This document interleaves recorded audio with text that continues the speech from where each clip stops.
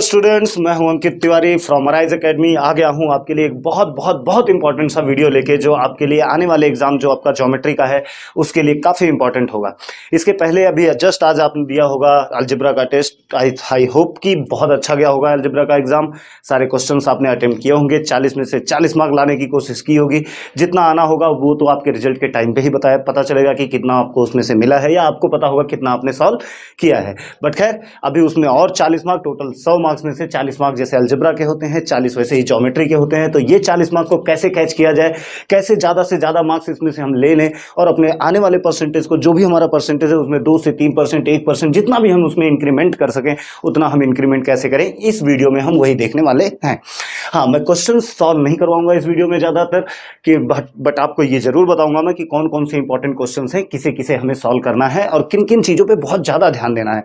अभी आपके पास टाइम क्या है, जितने भी टाइम बचे हुए हैं आपका एग्जाम, जब भी एग्जाम के टाइम से पहले जितने भी टाइम आपके पास बचा हुआ, उस टाइम को कैसे यूटिलाइज करना है, किन चैप्टर्स पे ज्यादा फोकस करना है, किन चैप्टर्स पे कम फोकस करना है, ये सारी चीजें हमें इस वीडियो में मिलने वाली हैं। तो सबसे पहले हम स्टार्ट करते हैं अपने इस वीडियो को और स्टार्ट करते हैं चैप्टर वाइज, थोड़ा डिस्कशन कर लेते हैं कि चैप्टर्स कौन कौन से हैं हमारे पास ज्योमेट्री के और किस किस तरीके से उनका वेटेज क्या है, तो हमें कितना कितना पढ़ना चाहिए उनको। ठीक है, चलो पहला चैप्टर अगर मैं बात करूं तो फर्स्ट चैप्टर है बच्चों हमारा सिमिलैरिटी। कौन सा है? सिमिलैरिटी। सिमिलैरिटी की अगर हम बात करें तो सिमिलैरिटी का वेट, और दूसरे चैप्टर, चलो पहले चैप्टर का नाम ही लिख लेते हैं। दूसरा है पाइथागोरस थ्योरम, पाइथागोरस थ्योरम। तीसरे की अगर हम बात करें बच्चों तो वो है हमारा सर्कल। फोर्थ वन की अगर हम बात करें तो वो हमारा कंस्ट्रक्शन। फिफ्थ चैप्टर की अगर हम बात करें, फिफ्थ वाला जो चैप्टर है हमारा, उसकी अगर हम बात करें तो वो है हमारा ट्रिग्नोमेट्री ले लेते हैं। चलो trigonometry. Sixth chapter coordinate geometry.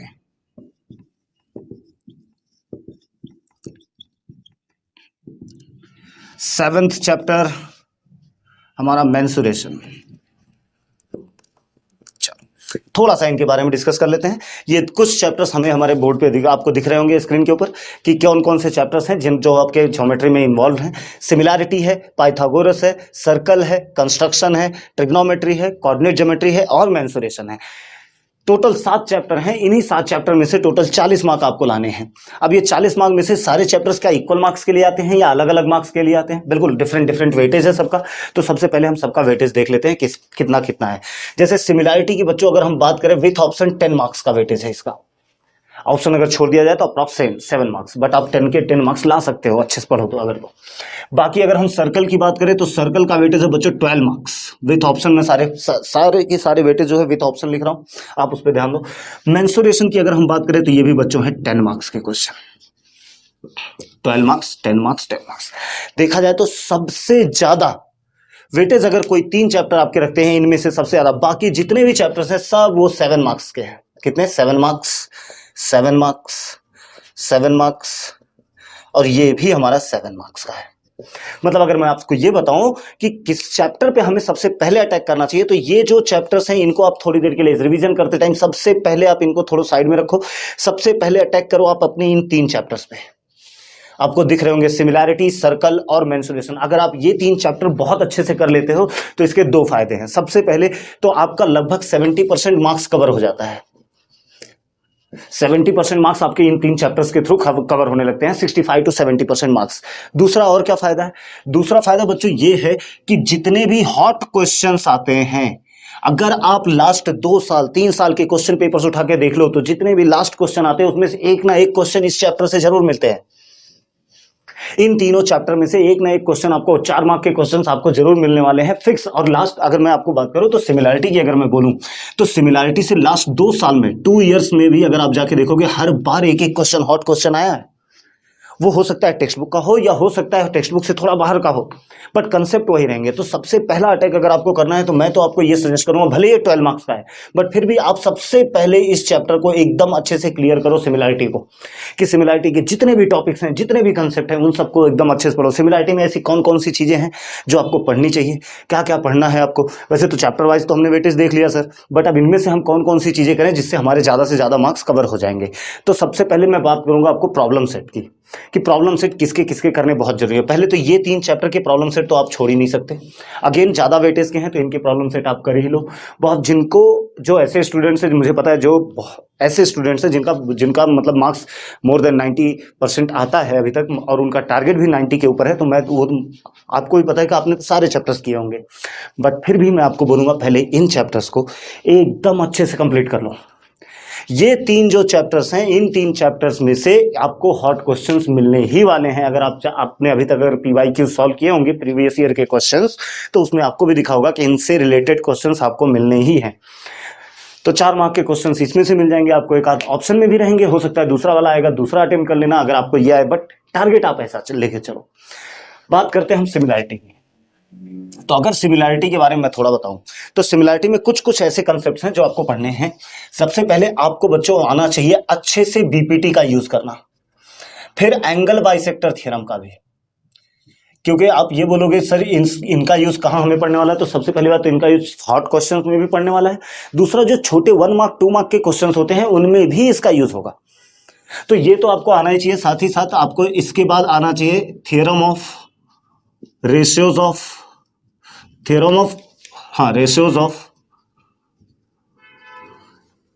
Areas of triangle. ठीक है, एरिया का जो ट्राइंगल होते हैं, सिमिलर ट्राइंगल्स अगर हैं तो उनके एरिया का रेशो हमने पढ़ा हुआ है। अगर आपको पता हो तो area of triangle 1 upon area of triangle 2 is equals to, अगर दोनों ट्राइंगल सिमिलर है तो उनके साइड्स के स्क्वायर का रेशो होता है AB स्क्वायर अपॉन, मतलब अगर 2 ट्राइंगल है ABC और PQR तो AB square upon PQR, BC square upon QR square, है ना।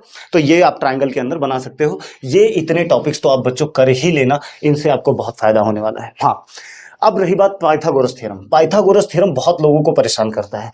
रीजन उसके पीछे 2 है। पहला एक्सरसाइज तो बहुत आराम से हो जाता है सर, कोई प्रॉब्लम नहीं होती, क्योंकि फर्स्ट एक्सरसाइज में ज्यादा से ज्यादा पाइथागोरस थ्योरम यूज करना पड़ता है और ज्योमेट्रिक मीन यूज करना पड़ता है और 30 60 90 डिग्री यूज करना पड़ता है। सर ये 30 60 90 क्या है?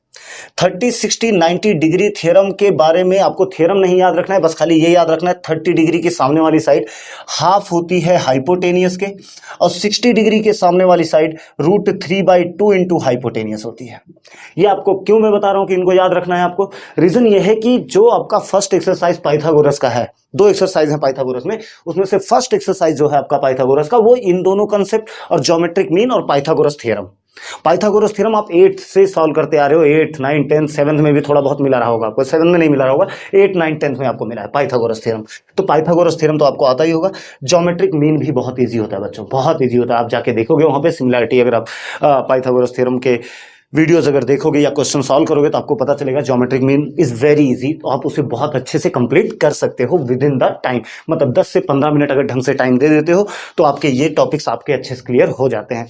अब मेन है कि मैं 30 60 90 वाले डिग्री पे, इस वाले थ्योरम पे, इसके कंसेप्ट पे इतना फोकस क्यों कर, इतना प्रेशर क्यों डाल रहा हूं? क्योंकि इस कंसेप्ट का यूज बच्चों सिर्फ इसी चैप्टर में नहीं लगने वाला है। एक और चैप्टर है 12 मार्क का हमारे पास, इसके भी चैप्टर में अगर आप देखोगे आपके पास जो क्वेश्चंस हैं, अगर आप देखो अपने टेक्स्ट बुक में, तो वहां पे भी 30 60 90 डिग्री थ्योरम का यूज किया गया है। तो बेस्ट ये होगा कि आप उन टॉपिक्स को बहुत अच्छे से कर लो। अब पाइथागोरस में प्रॉब्लम कहां फेस करते हो आप? पाइथागोरस में आप प्रॉब्लम फेस करते हो इसके एप्लीकेशन में, है ना, जहां अपोलोनियस थ्योरम आ जाता है उसको लगाने में प्रॉब्लम होती है सर। फिर उसके application acute angle triangle, obtuse angle triangle. जिन बच्चों ने ये टॉपिक बहुत अच्छे से कर लिया है, मैं बोलूंगा रिवाइज कर लो, उसे अच्छे से कर लो, कंप्लीट कर लो, बहुत अच्छी बात है। लेकिन जिन्होंने नहीं किया है, ऐसे ही एक क्वेश्चन है, आपको पता होगा कि आपके टेक्स्ट बुक में है, कुछ इस तरीके से बनाया गया है डायग्राम। ए साइड हमें कुछ दिया है, ए ऐसे, और कुछ प्रूफ करना है आपको।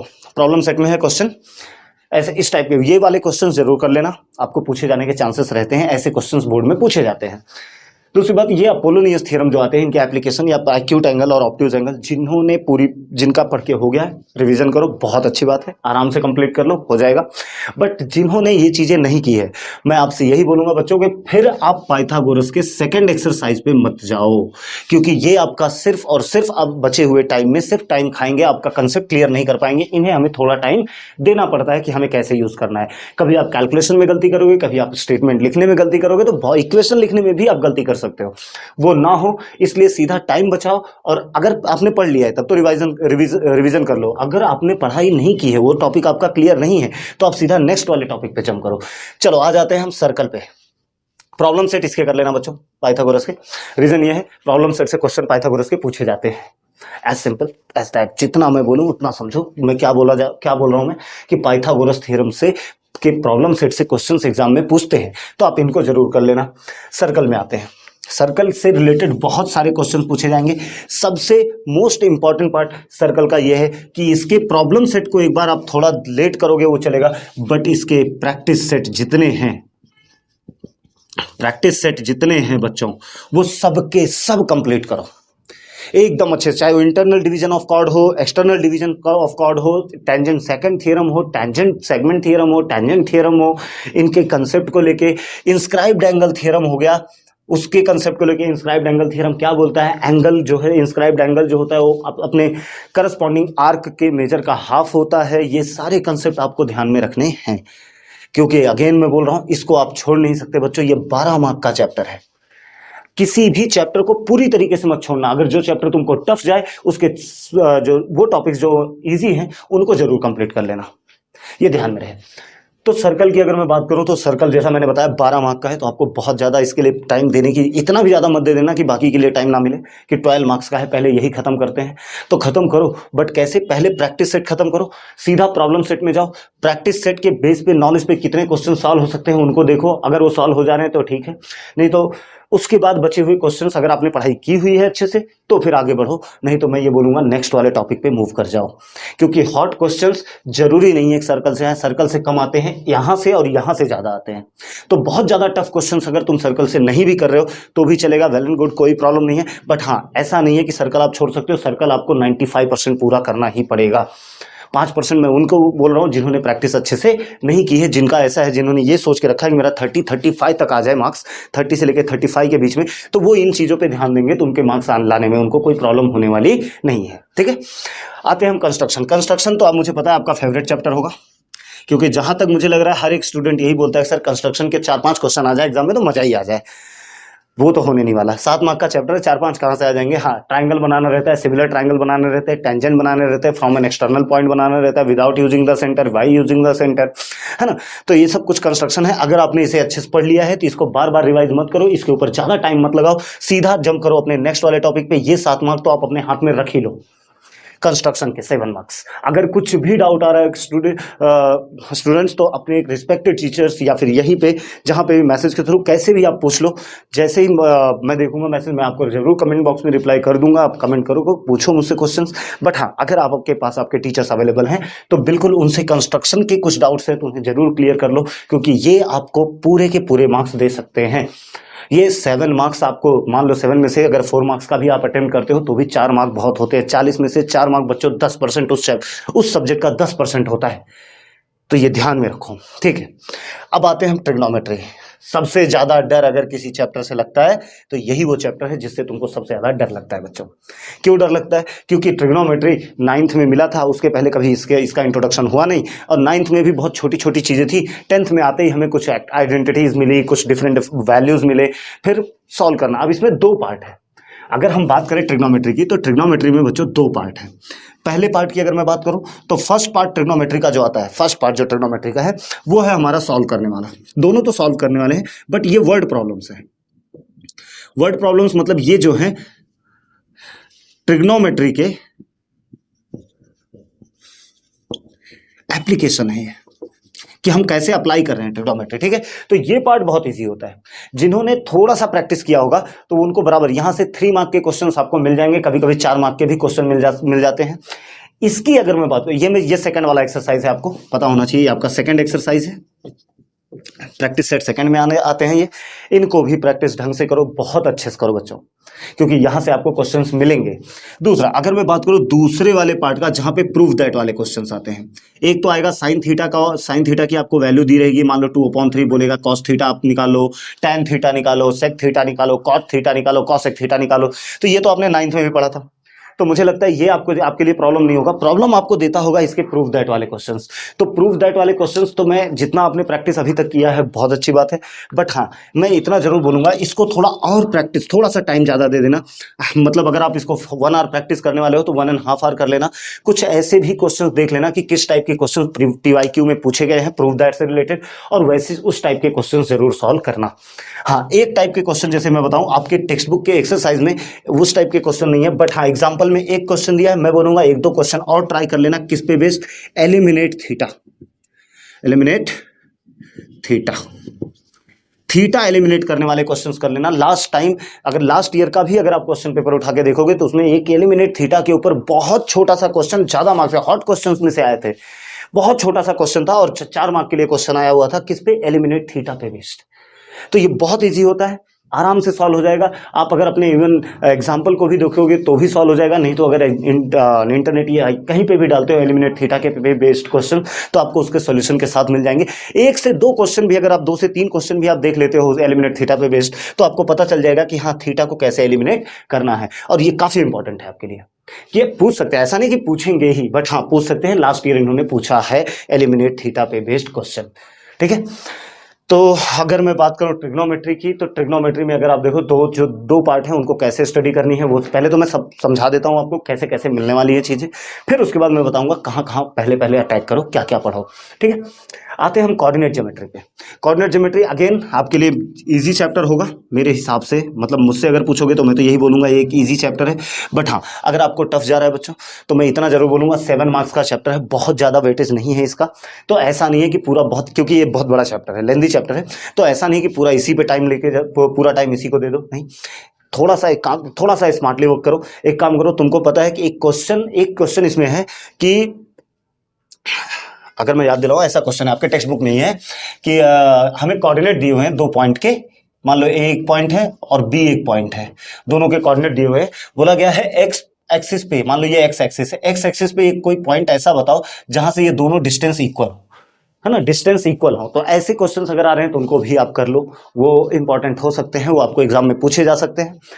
नेक्स्ट देखो अगर कि और कौन से क्वेश्चंस इसमें से करें, तो स्लोप वाले क्वेश्चंस बच्चों कर लेना, पैरेललोग्राम का प्रूफ करने वाले कर लेना, रोम्बस वाले कर लेना, ये सारे क्वेश्चंस आप कर सकते हो। बाकी हॉट क्वेश्चंस अगर इसके देखने जाओगे तो देख सकते हो, बट 7 मार्क्स का है, मैं वही बोल रहा हूँ, पहले बाकी सारी चीजें कंप्लीट हो जाए तो 7 मार्क्स के डीप में जाने की तब जरूरत है, पहले इन 3 चैप्टर्स को बहुत अच्छे से खत्म कर लोगे तब, ठीक है। कोऑर्डिनेट ज्योमेट्री में एक और टाइप के क्वेश्चंस आते हैं कि जैसे किसी लाइन सेगमेंट को 4 इक्वल पार्ट में डिवाइड किया, 5 इक्वल पार्ट में डिवाइड किया, तो सबके कोऑर्डिनेट्स बताओ, ये क्वेश्चंस भी आप करेंगे, जरूरी है। सेंट्रॉइड के ऊपर 1 मार्क 2 मार्क के लिए क्वेश्चन, 1 मार्क के लिए या 2 मार्क के लिए क्वेश्चन के लिए आप ध्यान रखो सेंट्रॉइड मिड पॉइंट फॉर्मूला, इस पे बेस्ड क्वेश्चंस आप सॉल्व कर सकते हो, बिकॉज एक मार्क 2 मार्क के क्वेश्चंस यहां से बहुत अच्छे अच्छे बनाए जा सकते हैं, एकदम इजी कंसेप्ट वाले। तो ऐसा मुझे लग रहा है कि जब पेपर तुम्हारा कल परसों आपका पेपर आएगा, ज्योमेट्री का पेपर जब भी आएगा, जब आप दोगे तो उस टाइम पे आपके क्वेश्चन पेपर में कोऑर्डिनेट से रिलेटेड छोटे मार्क्स वाले क्वेश्चंस जरूर मिलने वाले हैं आपको। जैसे मिड पॉइंट थ्योरम पे बेस्ड हो सकता है, फिर मतलब मिड पॉइंट फार्मूला पे बेस्ड हो सकता है, नेक्स्ट सेंट्रॉइड फार्मूला पे बेस्ड हो सकता है, डायरेक्ट डिस्टेंस फार्मूला पे बेस्ड हो सकता है, डायरेक्ट सोल स्लोप के फार्मूला पे बेस्ड हो सकता है। तो इन सब के बेस पे क्वेश्चन आपको पूछे जा सकते हैं, ज्यादा नहीं, 2 मार्क के लिए, 1 मार्क के लिए, 3 मार्क के लिए पूछे जाएंगे, 3 मार्क के लिए भी पूछे जा सकते हैं। जैसे मैंने बोला डिवीजन ऑफ सेगमेंट की, एक कोई डिवीजन है उसके 2 कोऑर्डिनेट दे देंगे और बोलेंगे इसको 3 इक्वल पार्ट में डिवाइड किया गया है, तो इनके कोऑर्डिनेट्स बताओ, ये दोनों कोऑर्डिनेट बताने रहेंगे हमें, इनको भी आप थोड़ा सा प्रैक्टिस जरूर कर लेना। आते हैं मेंसुरेशन पे, लास्ट चैप्टर आपका जो है। तो मेंसुरेशन से क्या किया जाए, तो जितना तुमने 9th में पढ़ा है, सबसे पहले सरफेस एरिया, ये सारी चीजें तो आपको देखो आनी चाहिए। ऐसा नहीं मैं बोल सकता बेटा कि एक काम करो यही कर लो यही आएगा, किसी को पता नहीं है क्वेश्चन कैसे आने वाले हैं, कौन से आने वाले हैं। तो क्या क्या आप ट्राई कर सकते हो, सबसे पहले तो आप ध्यान रखो कि जितने भी फर्स्ट एक्सरसाइज के क्वेश्चन हैं, एक्सरसाइज फर्स्ट वाले, फर्स्ट एक्सरसाइज के क्वेश्चन या उससे रिलेटेड एग्जांपल्स सबके सब होने चाहिए बच्चों, सबके सब, मतलब सबके सब खत्म कर डालो। फर्स्ट एक्सरसाइज उससे रिलेटेड एग्जांपल्स जो पीछे दिए टेक्स्ट बुक में दिए हुए पूरे के पूरे टेक्स्ट बुक के ही खत्म कर लो पहले तो। वो खत्म करते हुए फ्रस्टम आता है, फ्रस्टम को एक बार आप तुम थोड़ा साइड में रख सकते हो, बिकॉज उससे रिलेटेड ज्यादा क्वेश्चन पूछे नहीं जाते हैं और ज्यादा क्वेश्चन है भी नहीं आपके सिलेबस में। बट हाँ अगर if you have done all the chapters तो फिर आप उसके लिए भी चले जाओ, कोई प्रॉब्लम नहीं है। बट उसके अलावा और क्या करना है, उसके बाद आपको बच्चों आता है एक सेक्टर वाले क्वेश्चन, एरिया ऑफ सेक्टर निकालने के लिए, और एक एरिया लेंथ ऑफ आर्क निकालने के लिए। लेंथ ऑफ आर्क निकालने के लिए।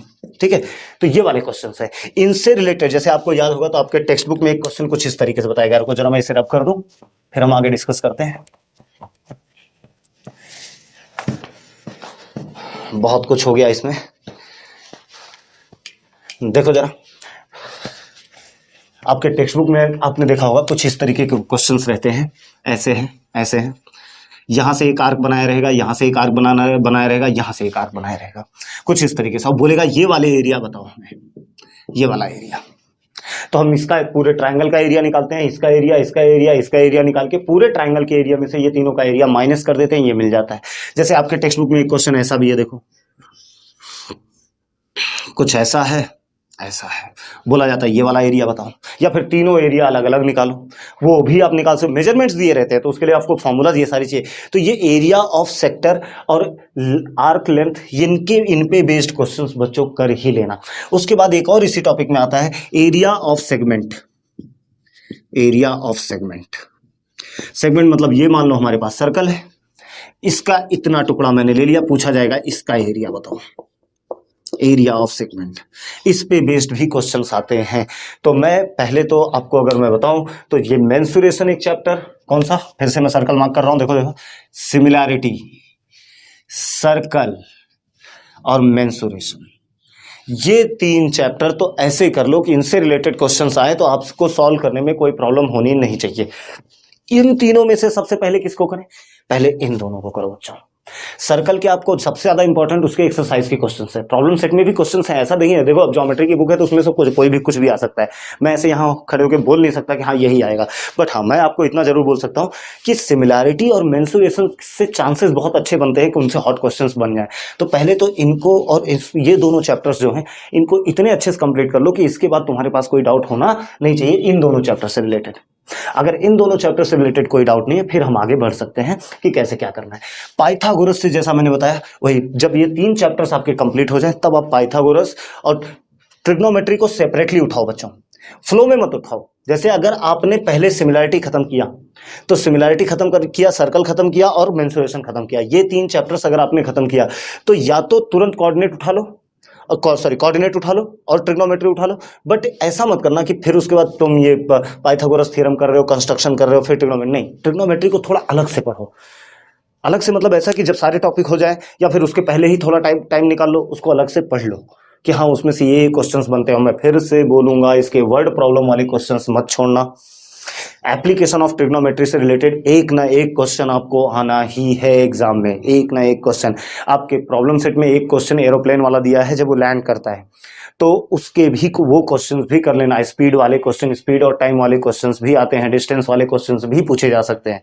हाँ कुछ क्वेश्चंस एक्स्ट्रा बनाए जा सकते हैं बच्चों, बट वो अगेन मैं बोल रहा हूँ कि जब आपकी तैयारी बहुत अच्छी रहेगी ना, बहुत अच्छी रहेगी अगर आपकी तैयारी, तो आपको करना क्या रहेगा, जो इजी क्वेश्चन है सबसे पहले उनको फटाफट सॉल्व कर लेना अपने एग्जाम में, ताकि ज्यादा टाइम मिल सके आपको हॉट क्वेश्चंस को देने के लिए। जरूरी नहीं है कि हॉट क्वेश्चंस के आंसर आपको एक बार में आ जाए, और एक बार में नहीं आया तो इसका ये मतलब भी नहीं है कि आपको नहीं आता है। शायद आपको कंसेप्ट पता है बट आप सही डायरेक्शन में नहीं गए। तो अगर आप अपने लिए टाइम बचा के रखोगे तो आप उस टाइम का इन्वेस्ट उस टाइम पे कर सकते हो कि हाँ चलो अभी हमारे पास टाइम है, हम एक बार और ट्राई इसको कर सकते हैं। इससे आपके मार्क्स पूरे आने के चांसेस थोड़े बढ़ जाते हैं, प्रोबेबिलिटी बढ़ जाती है आपकी। अभी तो जस्ट अलजेब्रा आपने कंप्लीट किया, प्रोबेबिलिटी आपको पता होगा कि जितने ज्यादा हम टाइम देंगे प्रोबेबिलिटी हमारी उतनी बढ़ती चली जाएगी। ठीक है, तो ये कुछ पैटर्न है जिनको अगर आप फॉलो करते हो तो बिल्कुल मुझे ऐसा नहीं लगता कि आपके मार्क्स लाने में कुछ प्रॉब्लम होगी। अच्छे से आपका कंप्लीट हो जाएगा टॉपिक भी, सारी चीज़ें इसमें से कंप्लीट हो जाएंगी।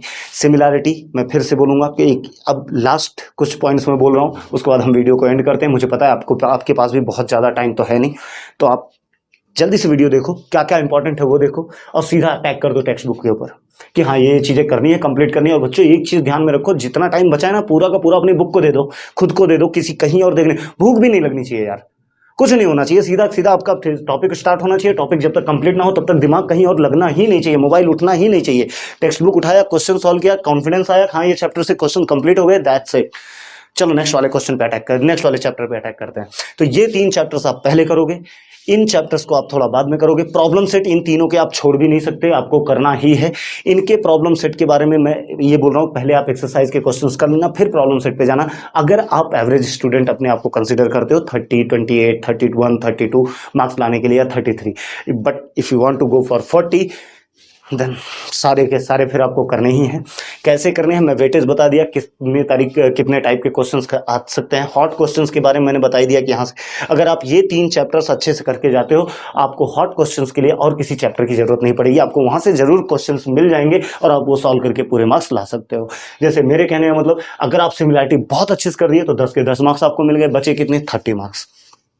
अब 30 मार्क्स के लिए अगर आपने सर्कल किसी भी चैप्टर को बच्चों पूरा का पूरा लेफ्ट मत करना, पूरा का पूरा छोड़ना मत, थोड़ा बहुत जो चैप्टर आपको नहीं भी आता है उससे थोड़ा ही कर लो, कि ताकि 1 मार्क 2 मार्क वाले जो क्वेश्चंस आए वो मुझसे सॉल्व हो जाए, ताकि वो हमारे मार्क्स में जो टोटल मार्क्स हैं आपको 40 में से जो मिलने वाले हैं उसमें थोड़ा बढ़ता चला जाए, वो इंक्रीज हो जाए। ठीक है, तो उस पर ध्यान देंगे। सिर्फ आपको हॉट क्वेश्चन पे ही ध्यान नहीं देना, आपको MCQs हैं, ये सारी चीजें उन पे भी आपको देखना ध्यान देना है। ठीक है, तो वीडियो में और ज़्यादा तो कुछ मैं बोलना नहीं चाहूँगा, क्योंकि क्वेश्चन सॉल्व करवाना मतलब आपका टाइम वेस्ट करना हो जाएगा। तो आप टाइम वेस्ट ना करें, आपने ऑलरेडी अब पढ़ लिया, आप कुछ नया पढ़ने की कोशिश ना करो, जितना आपको आता है उसी के ऊपर मेहनत करो, मल्टीपल टाइम मेहनत करो। ऐसा होना चाहिए कि वहाँ का एरर आने के, वहाँ गलती होने के चांसेस होने ही नहीं चाहिए। ठीक है, तो पढ़ें इसे, समझें इसे। कुछ अगर आपको लगता है कि हाँ नहीं सर इसमें और ये कुछ प्रॉब्लम्स है, या अभी जैसे कुछ टाइम बाद साइंस 1 के मैंने न्यूमेरिकल्स आपको आने वाले हैं, अपलोड होने वाले हैं साइंस 1 के न्यूमेरिकल्स। तो जैसे ही साइंस 1 के न्यूमेरिकल हीट छोड़ के मैंने बाकी सारे चैप्टर्स के न्यूमेरिकल मैंने रिकॉर्ड कर लिए हैं, बस वो अपलोड हो जाएंगे। ये अपलोड होने के बाद ये वीडियो जैसे ही आप देख लोगे उसके बाद आपको साइंस 1 के भी टॉपिक्स मिल जाएंगे, न्यूमेरिकल्स मिल जाएंगे। उसके भी थ्योरी पार्ट के लिए मैं एक वीडियो बनाने वाला हूँ कि किस चैप्टर से कितनी कितनी चीजें करनी है, कौन से डेफिनेशंस करने हैं, कौन कौन से टर्म्स आपको बहुत अच्छे से करने हैं, न्यूमेरिकल्स कहाँ से करने हैं, तो वो सब बातें हम बाद में करेंगे। अभी हम फिलहाल पूरा का पूरा ध्यान ज्योमेट्री पे देते हैं, और ज्योमेट्री हमसे ये बोल रहा है कि ये 3 चैप्टर्स आपको करना ही है। मतलब सपने में भी अगर सो तो भी इनका रिवीजन में, सपने भी आए तो इनके रिवीजन का सपने आने चाहिए आपको। ठीक है, अगर इतना आप करते हो तो आई थिंक, मुझे इतना पूरा भरोसा है कि आप 35 अबव आप जाओगे ही जाओगे। सो गाइस, बहुत ज़्यादा टाइम नहीं लगाते हैं, ख़त्म करते हैं इस वीडियो को यहीं पे। आप चैनल को देखते रहें, सब्सक्राइब करते रहें, लाइक करते रहें, यहाँ वहाँ अपने फ्रेंड्स तक जरूर प्रोवाइड करते रहें, और आगे के जो भी एग्जाम से रिलेटेड वीडियोस आपको रहेंगे, वीडियोस हैं वो आपको मिलते रहेंगे। प्रैक्टिस करते रहें।